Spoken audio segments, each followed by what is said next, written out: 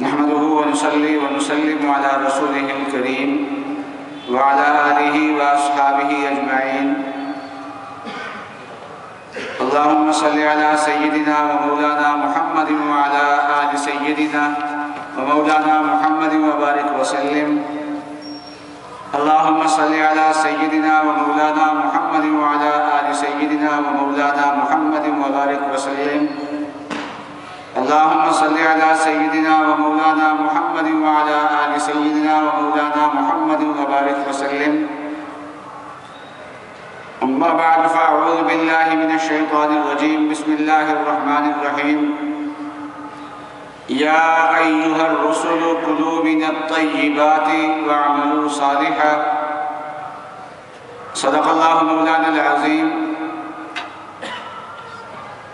حق تعالی شانہ نے تمام رسولوں کو ایک حکم دیا اور ان سے ایک عمل کا تقاضا کیا. حکم یہ دیا ہے کہ کلوا من الطیبات، کہ کھانا پاکیزہ کھاؤ. پاکیزہ یعنی حلال کھاؤ. اور جو تقاضا کیا وہ یہ ہے وَعَمَلُوا صَالِحًا، اور نیک اعمال کرو. پاکیزہ اور حلال کھاؤ اور نیک اعمال کرو. تو معلوم یہ ہوا کہ انسان کی خوراک کا انسان کے اعمال پہ اثر پڑتا ہے. جتنی پاکیزگی خوراک میں ہوگی اور جتنی نورانیت خوراک میں ہوگی اتنے ہی اثرات انسان کے اعمال پہ پڑیں گے. دارالعلوم دیوبند میں ایک ناخواندہ بزرگ تھے، لکھنا پڑھنا نہیں جانتے تھے. گھاس کھود کے کمائی کرنا ان کا ذریعہ تھا. تو جنگل سے گھاس کھودتے تھے اور چارے کی مارکیٹ میں جا کے اس کو بیچتے تھے. اور اس زمانے میں 6 پیسے میں ایک گٹھڑی بکتی تھی. تو جتنا ایک گٹھڑی میں ہونا چاہیے اس سے زیادہ ڈالتے تھے. اور جو جانوروں کو چارہ کھلانے والے لوگ ہوتے تھے وہ ان کی گٹھڑی کے منتظر رہتے تھے. 2 وجہ سے. ایک تو یہ ہے کہ ان کی گٹھڑی میں گھاس تھوڑا نہیں ہوتا تھا بلکہ ضرورت سے تھوڑا سا زیادہ ہی ہوتا تھا. اور دوسرا اس وجہ سے کہ یہ اللہ والے تھے، بزرگ تھے، تو ان کے ہاتھ کی چیزیں اس میں برکت بھی ہو گئی. تو یہ 6 پیسے میں دیتے تھے جیسے باقی لوگ دیتے ہیں. 2 پیسے وہیں کھڑے کھڑے خیرات کر دیتے تھے. تو 2 پیسے گھر میں خرچ کرنے کے لیے دے دیتے تھے. تو 2 پیسے جمع کر لیتے تھے. جب اس کی معتد بھی ہی مقدار ہو جاتی تھی تو دارالعلوم دیوبند کے اساتذہ کو وہ دے دیتے تھے کہ تمہاری دعوت کرنا چاہتا ہوں لیکن یہ پیسے اتنے نہیں ہیں کہ میں پکا کے تمہیں بلا کے گھر بلا کے کھلاؤں. کچھ چیز پکا کے کھا لینا، اپنے کھانے کے ساتھ اس کو شامل کر لینا. تو مولانا یعقوب صاحب نانوتوی بھی فرماتے ہیں کہ وہ ذمہ لگا دیتے تھے کسی کو کہ وضو کرے اور وضو کر کے پھر پکائے کھانا. اور فرمایا کہ گڑ والے چاول پکا دیے، کوئی چیز پکا دی تو چند نوالے تھوڑے نوالے سب کے حصے میں آ جاتے تھے تو وہ کھا جاتے تھے. تو مولانا یعقوب صاحب نانوتوی بھی فرماتے تھے کہ ہمیں اس دعوت کا انتظار رہتا تھا کہ اس ایک نوالے سے 40 دن تک تہجد کی نماز میں خاص نورانیت محسوس ہوتی تھی. تو یہ انبیاء علیہ السلام کو حق ہے. تو ظاہر بات ہے کہ حلال تبھی کھائے گا کہ حلال کمائے گا. اس لیے حلال کمانے کے بھی فضائل ہیں. اور آپ نے یہ بارہا سنا ہے کہ جتنی بھی عبادات ہیں ان عبادات میں سے اللہ کا قرب سب سے زیادہ فرائض کے ذریعے سے ملتا ہے. اور رسول اللہ صلی اللہ علیہ وسلم نے حلال کمانے کو فریضہ قرار دیا ہے. کسب الحلال فریضہ. اور رسول اللہ صلی اللہ علیہ وسلم نے بعثت سے پہلے، نزول وحی سے پہلے تجارت کی ہے. اور حضرت صلی اللہ علیہ وسلم کی صداقت و امانت جو ہے وہ اس کے ذریعے سے ظاہر ہوئی ہے. اور حضرت خدیجہ رضی اللہ تعالی عنہا آپ کی اسی تجارت کی وجہ سے آپ کی قابلیت اور صداقت و امانت سے متاثر تھی. ان کا مال لے کے حضرت صلی اللہ علیہ وسلم ان کے شام تشریف لے گئے تھے تو اس میں نفع بھی زیادہ ہوا، دیانت و امانت بھی زیادہ تھی. تو ان سے متاثر ہوئی اور باوجود کہ 2 مرتبہ بیوہ ہو چکی تھی تو دوبارہ ان سے حضرت صلی اللہ علیہ وسلم سے نکاح کرنے کی انہوں نے خواہش کی ہے. اور آپ کی عمر 25 سال تھی اور حضرت خدیجہ کی عمر 40 سال کے قریب تھی اس وقت۔ آن صلی اللہ علیہ وسلم سے نکاح کیا تو مکہ کی سب سے زیادہ مالدار خاتون تھی، اور صحابہ بھی بہت سارے تاجر تھے، اور صف اول کے جو صحابہ ہیں 10 صحابہ ہیں جن کو نام لے کے آن صلی اللہ علیہ وسلم نے جنت کی بشارت سنائی ہے، ان کو عشرہ مبشرہ کہتے ہیں۔ تو یہ ان میں سے بھی بیشتر تجارت پیشہ تھی۔ تو تجارت ایک مقدس پیشہ ہے جو نبی اکرم صلی اللہ علیہ وسلم اور صحابہ کرام نے کیا ہے۔ تو جب یہ ایک مقدس پیشہ ہے تو جیسے نماز کے کچھ آداب ہوں گے اور کچھ نماز کے مکروہات ہوں گے جن سے بچنا چاہیے، آداب ہوں گے جن کا اہتمام کرنا چاہیے، تو تجارت میں بھی چند چیزیں ہیں جن کا اہتمام کرنا ضروری ہے۔ نمبر 1، آن صلی اللہ علیہ وسلم نے یہ فرمایا کہ کسب حلال میں تجارت بھی داخل ہے، ملازمت بھی داخل ہے، زراعت بھی داخل ہے، جتنی بھی محنتیں ہیں حلال کی سب اس میں داخل ہیں۔ تو آن نے فرمایا کہ یہ فریضہ ہے دوسرے فرائض کے بعد۔ کچھ فرائض ہیں جو کسب معاش سے بھی زیادہ اہم ہیں۔ تو کسب معاش میں سب سے پہلے اہمیت نماز کی ہے کہ کہیں نماز کے اندر سستی نہ ہونے لگ جائے، نماز کے اندر کوتاہی نہ ہونے لگ جائے۔ اور دوسری بات کہ انسان کو نیکی کے راستے پہ قائم رہنے کے لیے علم دین کی ضرورت ہے، تو اس فریضے میں کوتاہی نہ ہو جائے۔ اور دین کے راستے پہ چلنے کے لیے انسان کو نیک صحبت کی ضرورت ہے کہ ہر روز کسی نیک صحبت میں چلے جائے، یا ہفتے کے بعد نیک صحبت میں چلے جائے، یا تبلیغ والوں نے کچھ ایک نظام بنایا ہوا ہے کہ مہینے کے بعد سے روزہ لگا لو، ہفتے کے 2 گشت کر لو۔ تو یہ نیک ماحول کے مختلف تدبیریں ہیں۔ مشائخ کے ہاں ہوتی ہیں کہ بعضوں کے ہاں ہوتا ہے کہ مہینے کے بعد مجلس ذکر ہوتی ہے، بعضوں کے بعد ہفتہ بعد مجلس ذکر ہوتی ہے، بعضوں کے ہاں مجلس ذکر نہیں ہوتی لیکن اصلاحی مجلس ہوتی ہے، باتیں ہوتی ہیں دین کی۔ تو ان چیزوں میں شامل ہونا یہ دین پہ برقرار رہنے کے لیے ضروری ہے۔ تو اس تجارت میں اتنا مگن نہ ہو کہ نماز جاتی رہے، ضروری دین کے مسائل بھی انسان نہ سیکھ پائے، اور نیک ماحول اور نیک صحبت سے انسان محروم رہ جائے۔ تو ان چیزوں سے انسان جو ہے وہ کیا ہے وہ احتیاط کرے۔ ایک تو یہ ہے کہ تاجر کو کیا کرنا چاہیے، دیکھے کہ کہیں میں منہمک ہو کے ان چیزوں سے تو میں دور نہیں ہو رہا کہیں۔ اور تجارت کے لیے اور کیا چیز ضروری ہے، فرمایا کہ تقوی ضروری ہے۔ تقوی پرہیزگاری کو لازم پکڑے، اور تقوی صالحین کی صحبت سے ہی آتا ہے۔ رسول اللہ صلی اللہ علیہ وسلم نے فرمایا کہ التجار یحشرون یوم القیامت فجارا، کہ تاجروں کو جب قیامت کے دن اٹھایا جائے گا تو سب کے سب گنہگار ہوں گے، فاجر ہوں گے، بدماش ہوں گے۔ تاجروں کا نام بدماشوں کی فہرست میں ہوگا، لیکن کچھ تاجر اس سے مستثنا ہوں گے۔ وہ کون ہوں گے؟ فرمایا کہ الا من اتقى وبر وصدق، جنہوں نے تقوی اختیار کیا اور نیکی اختیار کی اور سچائی اختیار کی، وہ ان کیا ہے گناہ گاروں کی فہرست سے نکل جائیں گے، ورنہ تاجر جو ہے وہ سارے کے سارے۔ تو تاجر فرمایا اصل تاجر تو گناہ گاروں کے لسٹ میں ہوں گے، لیکن کچھ مستثنا ہوں گے۔ اور وہ مستثنا ہونے والے کون ہیں؟ فرمایا 3 باتیں جس کے اندر پائی جائے، تقوی پایا جائے، نیکی پائی جائے، سچائی جس کے اندر پائی جائے۔ اور دوسری چیز ہے کہ انسان سچائی اختیار کرے۔ آن صلی اللہ علیہ وسلم کا ارشاد ہے کہ التاجر الصدوق الامین مع النبیین والصدیقین والشہداء، کہ تاجر جو سچ بولتا ہے اور امانت دار ہے وہ قیامت کے دن نبیوں کے ساتھ ہوگا اور صدیقین کے ساتھ ہوگا اور شہداء کے ساتھ ہوگا۔ اور نیک لوگ جو ہیں یہ اونچا مقام یہی ہے، نبی ہیں، صدیقین ہیں، ان کے بعد شہداء ہیں، اور ان کے بعد عام نیک لوگ ہیں۔ تو مطلب یہ ہے کہ صداقت اور امانت والا جو تاجر ہے اس کا مقام جو ہے وہ عام روزہ نماز کرنے والے جو نیک لوگ ہیں ان سے اونچا ہے۔ ان کا مقام جو ہے وہ صدیقین، شہداء اور صالحین، ان لوگوں کے ساتھ ان کا حشر ہوگا۔ اور ایک حدیث میں ہے کہ رسول اللہ صلی اللہ علیہ وسلم نے فرمایا کہ 2 آدمی کام کر لے، تجارت میں ایک سچ بولے، اور دوسرا یہ ہے کہ اپنے مال کو واضح کر دے، جو مال ہے وہ واضح کر دے، یہ ہے میرے پاس مال۔ تو حق تعالی شانہ اس کو برکت عطا فرماتے ہیں۔ آج لوگ کہتے ہیں تجارت میں برکت ہو، تو رسول اللہ صلی اللہ علیہ وسلم نے دو چیزوں میں بیان فرمایا، سچ میں اور بات واضح کرنے میں۔ آپ نے دیکھا ہوگا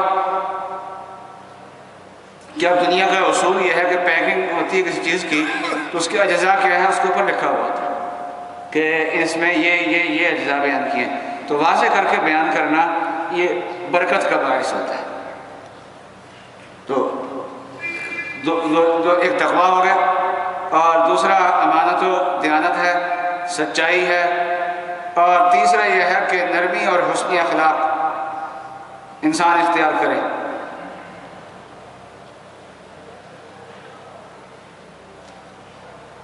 اور چوتھی بات یہ ہے کہ جب ادائیگی کا وقت ہو تو وقت پہ ادائیگی کریں۔ بعض لوگ جو ہیں مال اس کے پاس ہوتا ہے لیکن ٹال مٹول سے کام لیتے ہیں۔ رسول اللہ صلی اللہ علیہ وسلم نے فرمایا کہ مطلب الغنی ظلم، کہ جان بوجھ کے جو آدمی جس کے پاس مال ہے پھر ٹال مٹول کر رہا ہے، اور کوئی آدمی جو ہے وہ وصولی کے لیے آیا ہے تو یہ کہتا ہے جی کل کو آ جانا، پرسوں کو آ جانا، پھیرے لگواتا ہے، چکر لگواتا ہے، بلا وجہ لگواتا ہے اس کے پاس ہے، تو حضرت صلی اللہ علیہ وسلم نے فرمایا ظلم کر رہا ہے، تو گناہ گاروں کی فہرست میں اس کا شمار ہو جائے گا۔ اس لیے ادائیگی جو ہے وہ اپنے وقت پہ کرنی چاہیے۔ نبی اکرم صلی اللہ علیہ وسلم نے جو تجارت کے اصول بیان فرمائے ہیں ان میں سے ایک یہ ہے کہ تول میں جھکاؤ ہو، تول میں جھکاؤ ہو۔ تو حضرت صلی اللہ علیہ وسلم بھی خرید و فروخت کرتے تھے، تو بعض صحابہ جو ہے وہ آپ کی لین دین کے ذمہ دار ہوتے تھے، سیکٹری کہہ لیجیے۔ تو ایک آدمی سے حضرت صلی اللہ علیہ وسلم نے کسی کی ادائیگی کرنی تھی تو اس زمانے میں روپیہ تول کے دیتے تھے، چاندی کے سکے ہوتے تھے تو گننے میں دیر لگتی تھی، تو 1000 سکہ دینے ہیں تو 1000 میں کتنا وزن ہوتا ہے سب کو پتہ ہوتا تھا، تو وہ تول کے دے دیتے تھے۔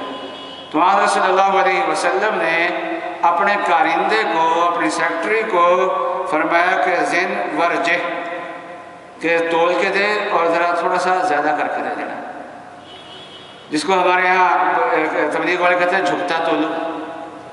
یہ ایک مستقل ہے، ہمارے فیصل آباد کے ایک ہیں تاجر ہیں، ان کا انتقال ہو گیا، اب ان کی اولاد بھی ہے، سعودی عرب چلے گئے اور سعودی عرب کی نیشنلٹی بھی ان کے پاس ہے، تو اور بھی ان کے کاروبار ہیں۔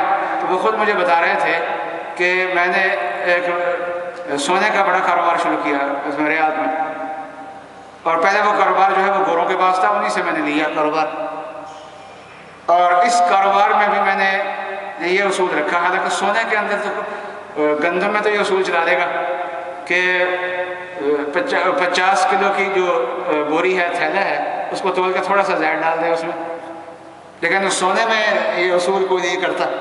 لیکن لگے کہ نبی اکرم صلی اللہ علیہ وسلم کا یہ اصول ہے تو میں نے اس اصول پہ بھی، سونے کے اندر بھی اس اصول پہ عمل کیا، اور میں سب نے کہا کہ یہ سونے میں یہ اصول چلنے والا نہیں، انہوں نے کہا نہیں، جب ہمارے پاک نبی نے بیان کر دیا چلے۔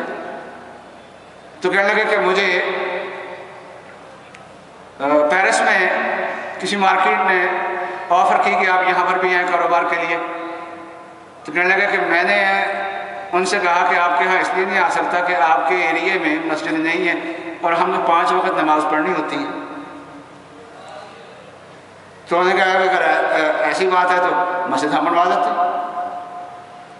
ہیں، وہاں مسجد بننے کہنے لگے میرے کہنے سے، کہنے لگے کہ ہمارا ایک اور کام بھی ہوتا ہے، وہ یہ ہوتا ہے کہ امام بھی رکھتے ہیں اور پھر وہ ہم فضائل اعمال کی تعلیم بھی ہمارے یہاں ہوتی ہے، یہ بھی کرتے ہیں۔ تم کر لو، مسلمان کو جو کرنا ہے مسجد بنوا دے، آگے کام جو بھی کرنا تم کرو۔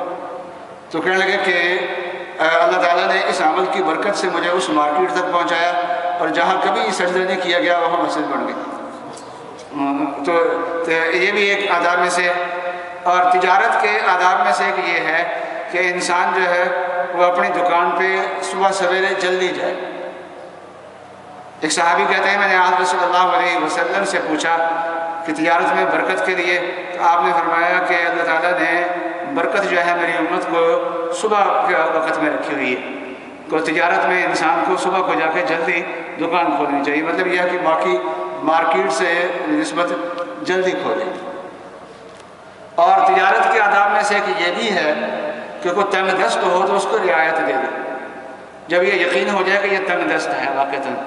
بعض لوگ تو بہانہ خور ہوتے ہیں نا، ٹال مٹول کرتے ہیں، تو وہاں سے تو آدمی وہ کہتے ہیں نا گھی نکالنے کے لیے کبھی انگلیاں ٹیڑھی بھی کرنی پڑتی ہیں، تو وصولیاں لینے کے لیے کچھ کرنا پڑتا ہے، آدمی کو مہارت اپنی استعمال کرنی پڑتی ہے، لیکن یہ ہے کہ کہاں یقین ہو جائے کہ واقعتاً اس کے اندر ادائیگی کی پوزیشن میں نہیں ہے، تو اس وقت اس کو مہلت دے دینی چاہیے۔ رسول اللہ صلی اللہ علیہ وسلم نے فرمایا کہ جو انسان تنگ دست کو مہلت دیتا ہے تو حق تعالی شانہ قیامت کے دن اس کے لیے آسانیاں پیدا فرما دیں گے۔ تو یہ میں بتا رہا ہوں کہ تجارت کے آداب کیا ہیں، تاجروں کو کن آداب پہ عمل کرنا چاہیے۔ یہ تو ہے کرنے کے کچھ کام بتائے ہیں جو سرکار دو عالم صلی اللہ علیہ وسلم نے بیان فرمائے ہیں، اور اس طریقے سے ایک کام کرنے کا یہ ہے کہ فجر کی نماز کے بعد سورہ یاسین پڑھے۔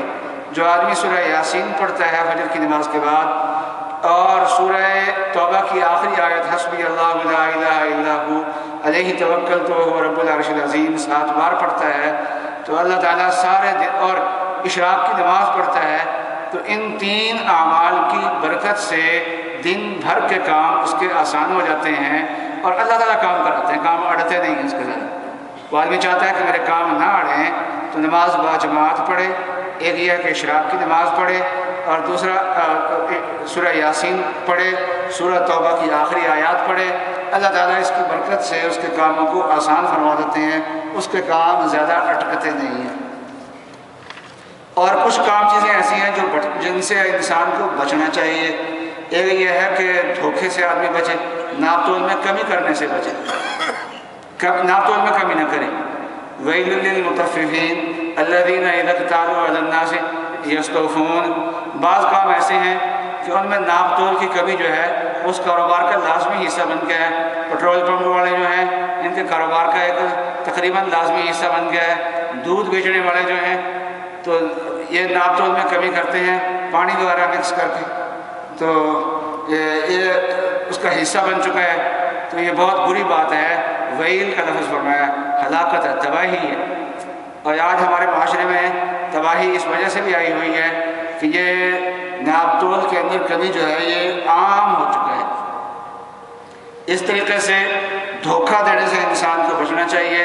آن صلی اللہ علیہ وسلم نے فرمایا کہ من غش فلیس منا۔ آن صلی اللہ علیہ وسلم بازار میں تشریف لے گئے اور گندم کا ڈھیر پڑا تھا، اناج کا ڈھیر پڑا ہوا تھا، آپ نے درمیان ہاتھ ڈالا، اندر سے گیلا تھا اوپر سے خشک تھا۔ آپ نے فرمایا کہ ایسا کیوں کیا؟ پھر فرمایا کہ من غش فلیس منا۔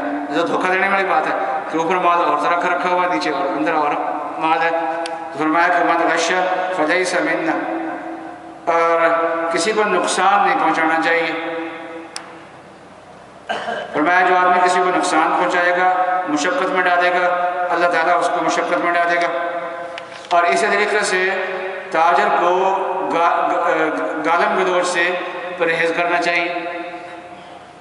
اور تجارت کے آداب میں ایک یہ بھی ہے کہ مشقت والا کام اگر کرنا پڑ جائے تو آدمی کو ڈرنا نہیں چاہیے۔